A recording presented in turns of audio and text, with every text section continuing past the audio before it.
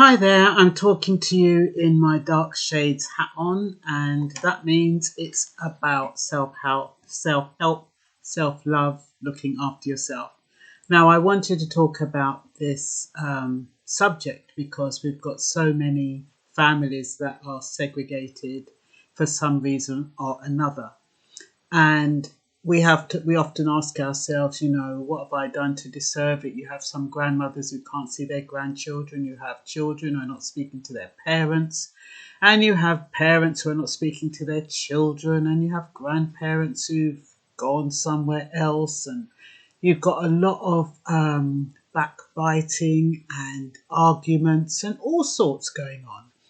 And you ask yourself, some parents can feel quite guilty when their children aren't speaking to them, and they can go out of their way. And I remember maybe I was in my late 20s, 30s, and my mother wasn't speaking to me. I'd upset her. And my mother was very, very strong. And I remember seeing her on the bus, and it was as though I didn't exist. It's like she looked through me. I did not exist. And I couldn't stand it. I literally had to go down the house and beg her to speak to me. It was awful.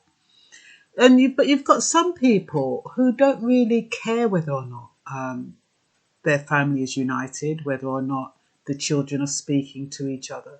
But we have to remember that this is prophesied, and that's why I decided to do this video, because you have some parents or some children who feel guilty when they're not speaking to their parents, or parents are not speaking to them.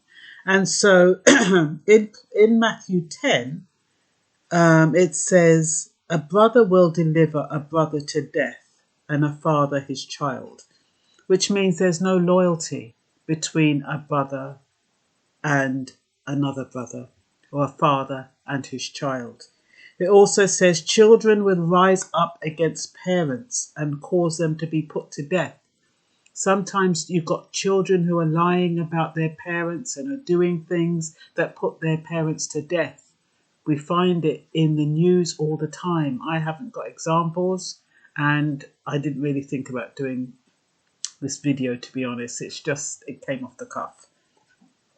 It also says God has come to set a man against his father, a daughter against her mother, and a daughter-in-law against her mother-in-law.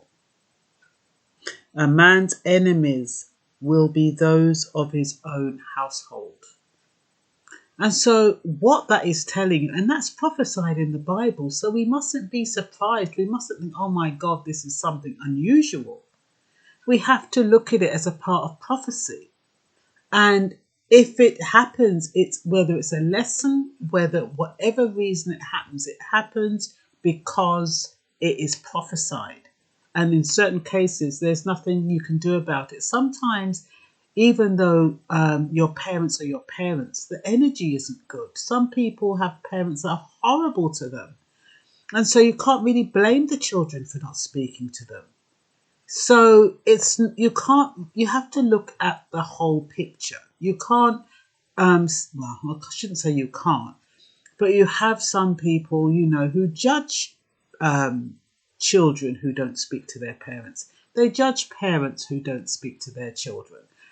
Who's the bigger person?